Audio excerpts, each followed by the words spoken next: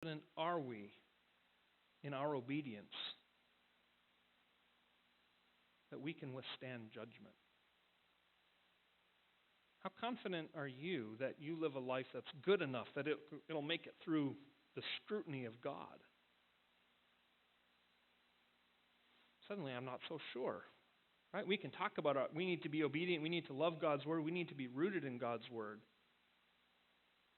But how obedient are you? How confident are you that you're measuring up? In fact, there might be some of us here who aren't sure about all this Christianity stuff, and you hear this stuff about obedience, and you might be thinking to yourself, oh, there you go again. Christians, all they want to talk about is being good and living good lives and being nice people. Fair enough. But let me push back on that too.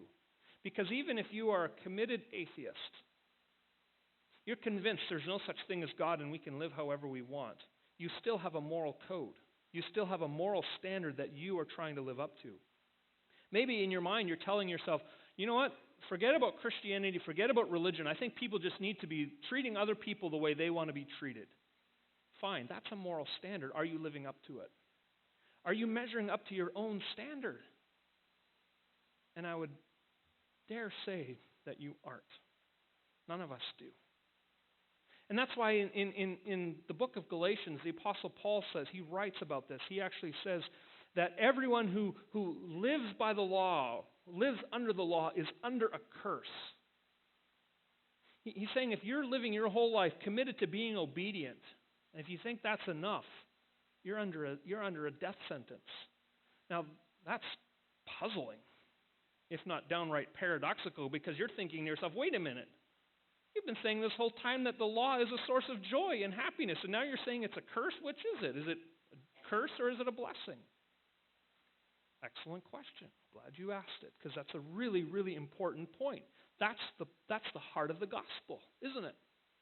Because Paul also says if you're living your life under the law, yes, you are under a curse, but in Galatians chapter 3, he goes on and he says, Jesus came along.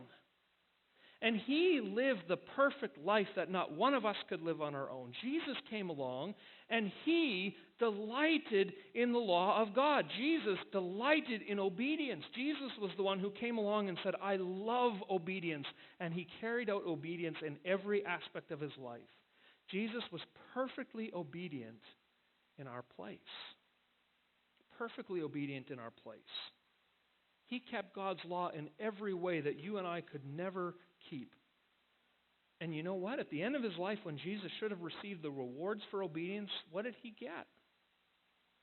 The curse of disobedience.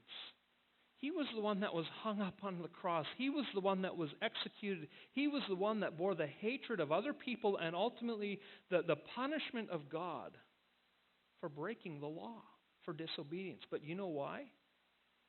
So that his obedience, his commitment to God's law, his delight in God's law would be credited to you and to me. His obedience is given to us as a gift. So that when God looks at you, he doesn't see someone with a long record of disobedience and sin. He sees someone with a perfect record. If you receive by faith the gift of Jesus, if you receive his obedience, then God looks at you as someone with a clean record. You're perfectly obedient. In fact, Jesus builds on this. Near the end of his life, Jesus says to his disciples, he says, I am the vine and you are the branches, and you need to abide in me. You see how he's picking up